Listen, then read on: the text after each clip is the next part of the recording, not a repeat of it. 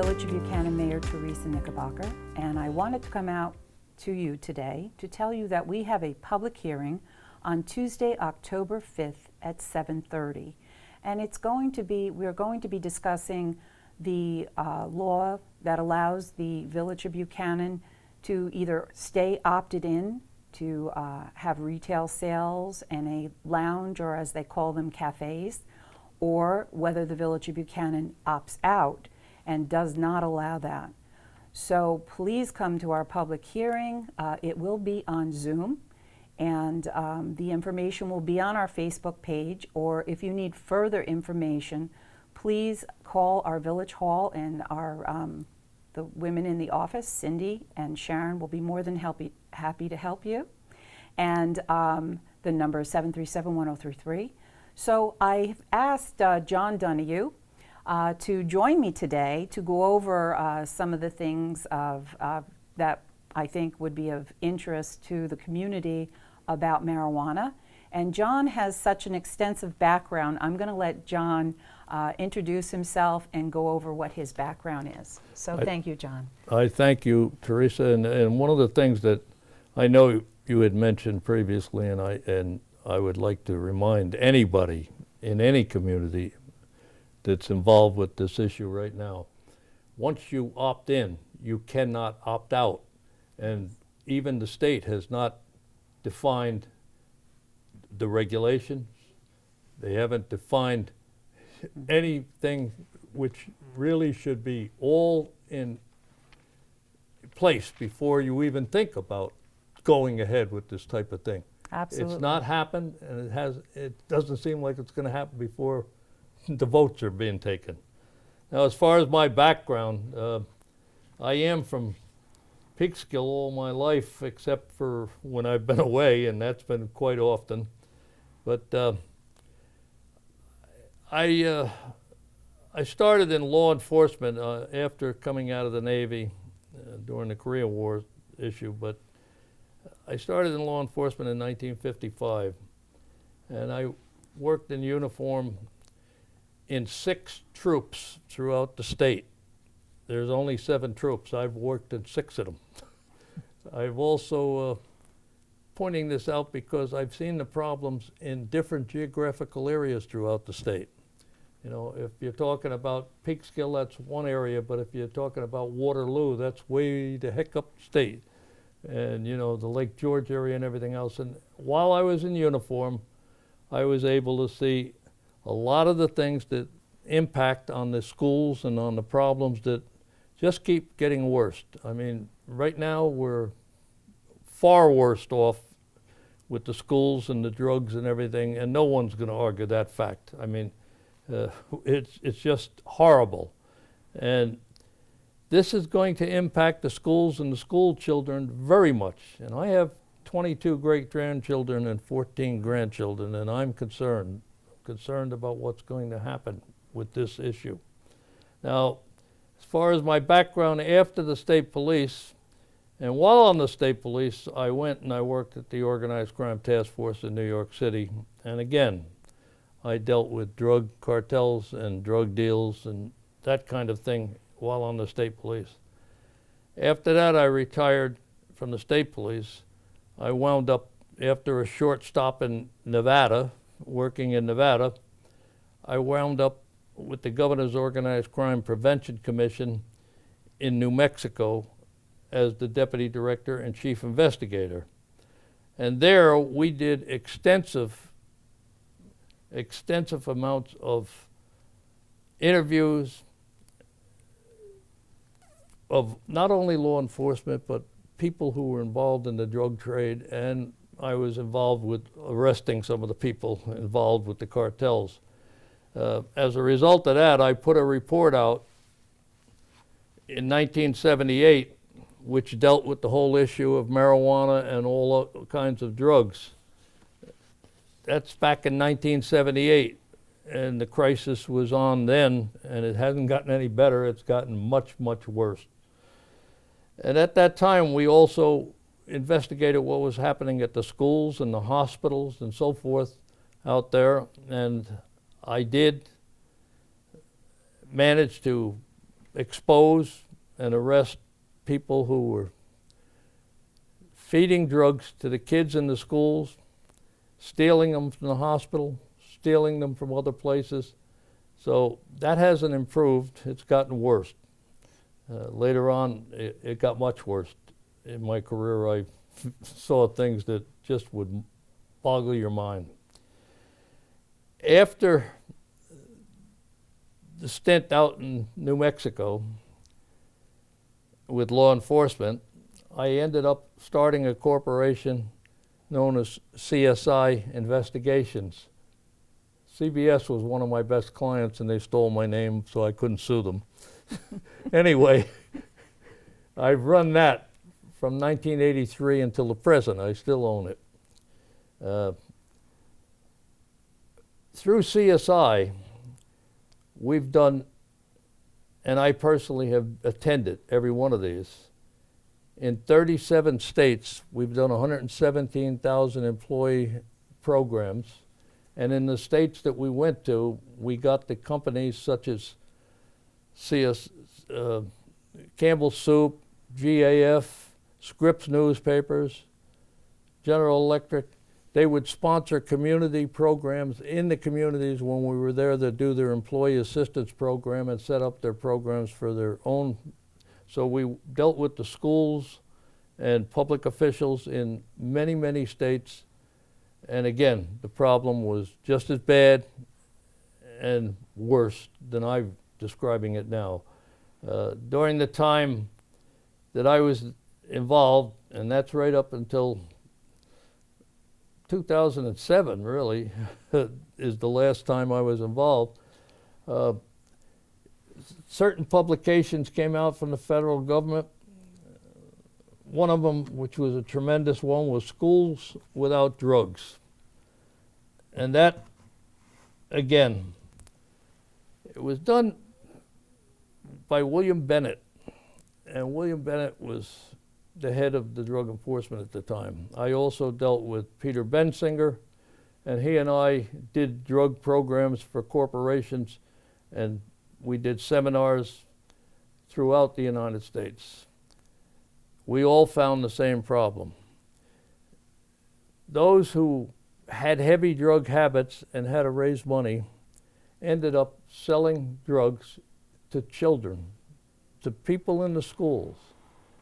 There's been professors we've dealt with and arrested, police who have dealt it with the and sold the drugs and everything else.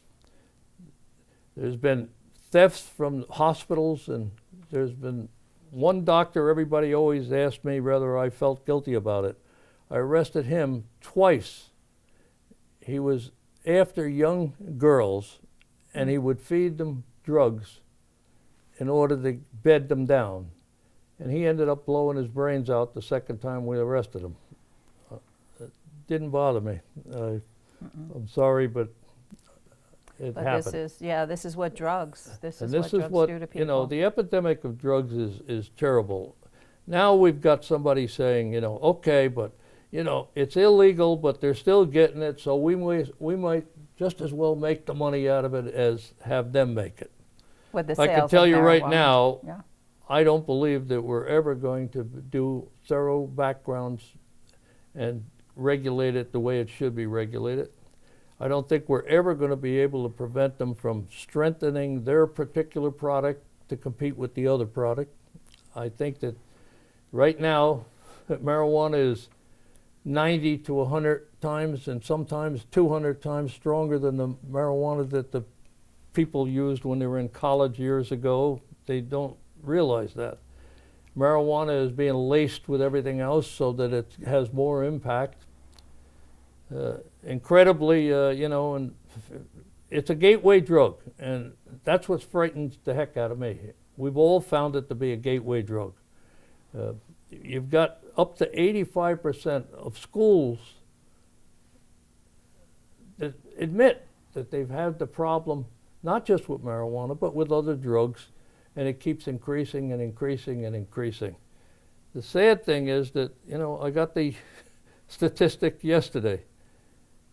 70,000 people have died from fentanyl overdoses. A lot of those are youths. Since January 1st Since of January 1st this year. this year.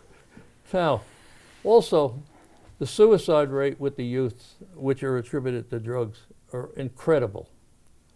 So I understand that the motivation of money may seem attractive to the people that are involved, and I also understand the argument that, well, yes, it's legal now. They voted on it. Well, my answer to that is the old adage, there's no more sanctity in the decision of a majority or the vote of a majority than there is in the ruling of a despot. This is our children. This is our community. This is our country. Now, I'll get away from the children even, and we go to another thing. Marijuana, and it's happened in Colorado and Arizona and all these places where they've legalized the marijuana. The accident rates with people under the influence of marijuana have gone up so dramatically. People have been killed because people are under the influence of marijuana.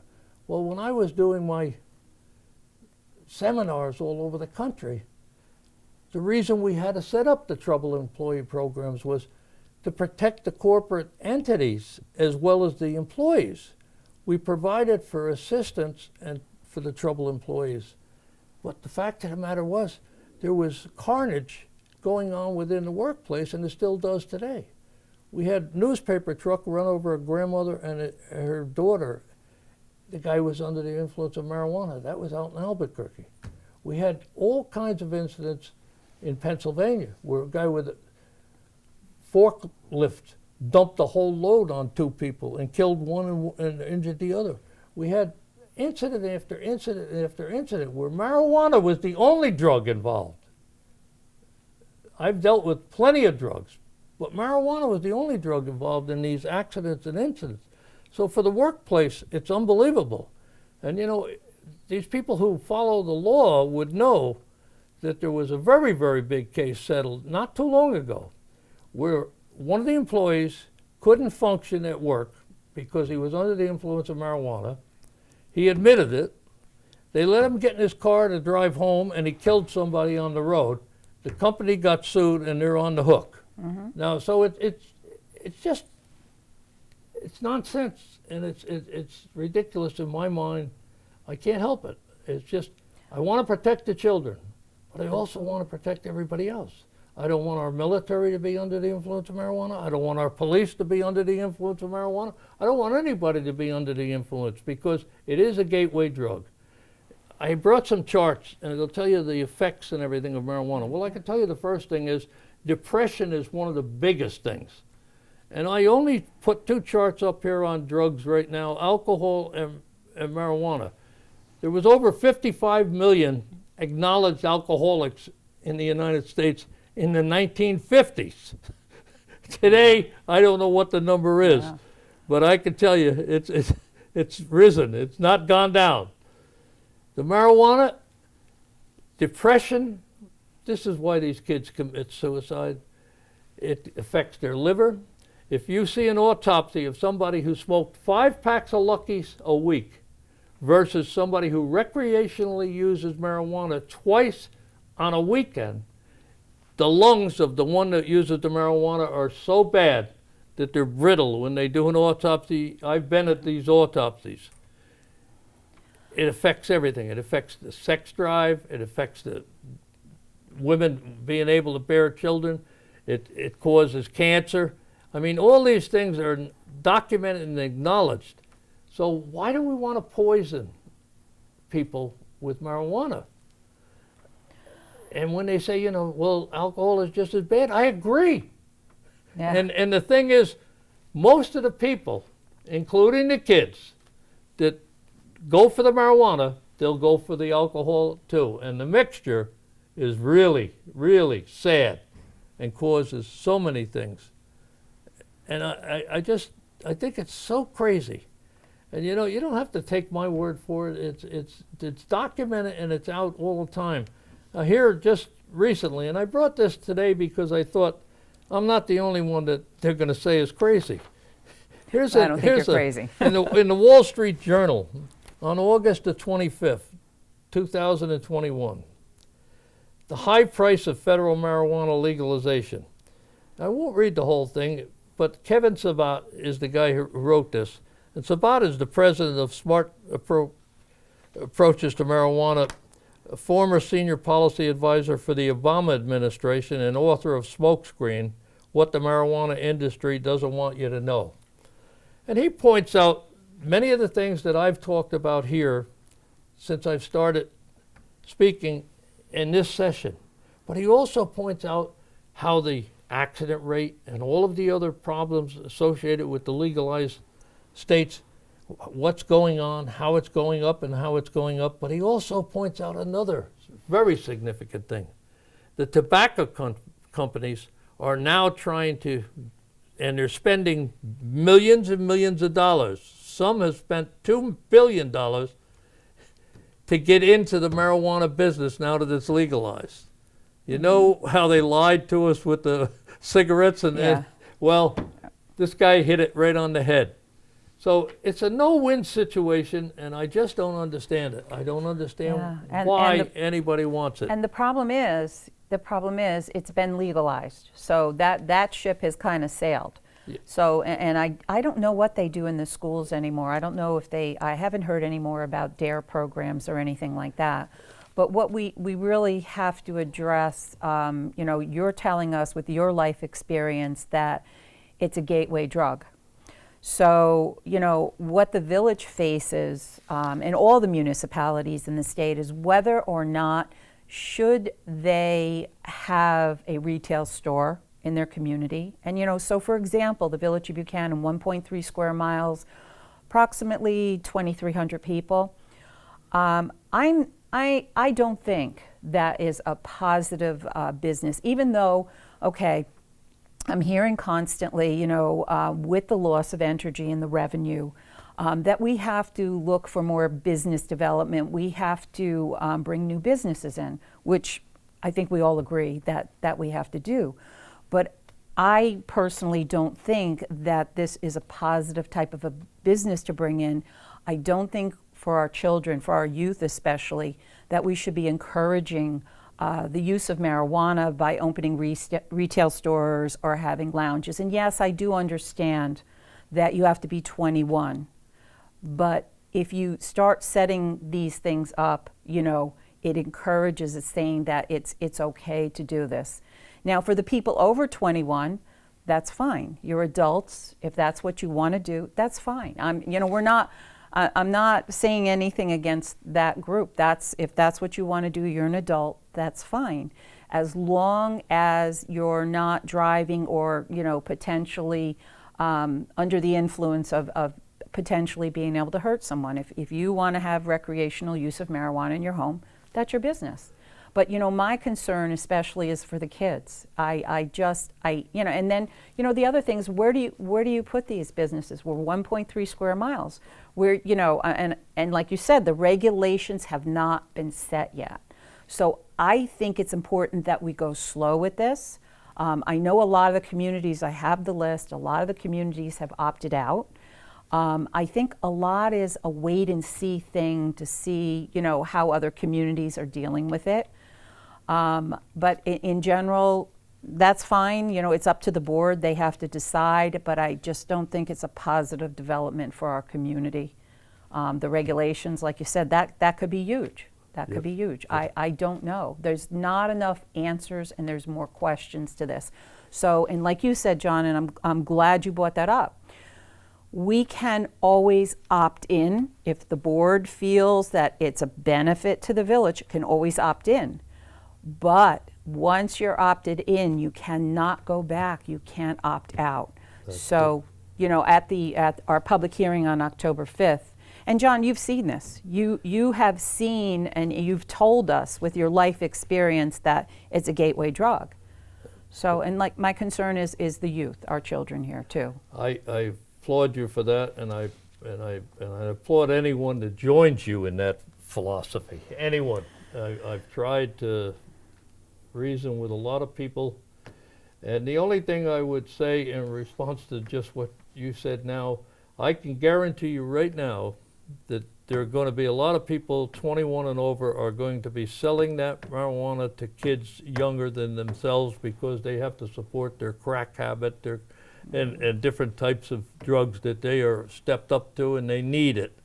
Yeah, I If you ever hope that see doesn't the happen.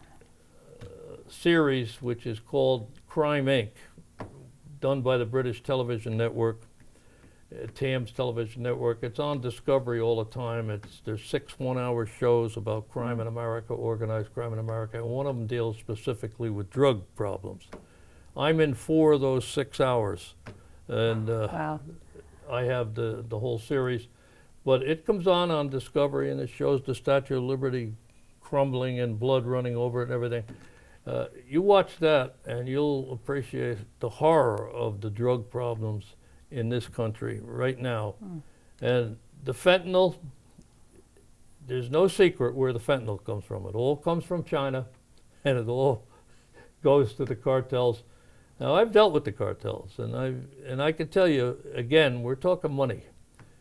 Cadillac Bobby Montoya from the cartel was locked up in New Mexico. 4 months later in his cell, he had the home phone number of the warden and everybody else that he needed. So drugs, yeah, they're probably something that a lot of people want, but they're bad for our country and they're bad for our children. And you can't lead by example if you're taking the drugs yourself. So Correct. Even if we're a parent or or an uncle or aunt or something, and these youth see it's okay with us, well then it's going to be tragic. Yeah. That's it. So I just want to remind everyone to please, we want to hear what your thoughts are. We want to do the right thing for the community. So please, on October 5th, on Zoom, you'll be able to access the meeting, and there'll be time for public comment for the public hearing.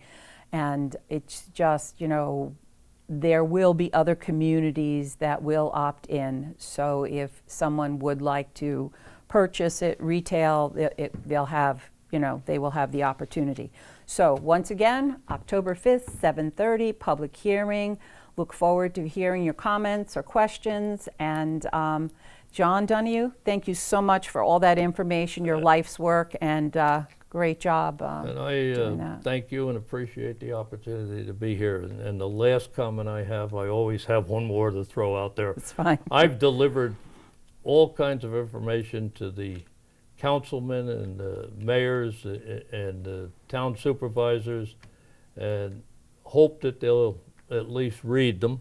Mm-hmm. And I also have delivered it to the superintendent of schools, and I've delivered it to the school board, and I hope they'll read it, and I hope they'll react. I hope they'll, at least for the sake of the children, I really think it's an obligation for everyone involved with the schools to come forward and say yay or nay on this issue. Mm-hmm. They have the crisis every day, and they know it. There's not a school that I know existing that can say they don't have a drug problem.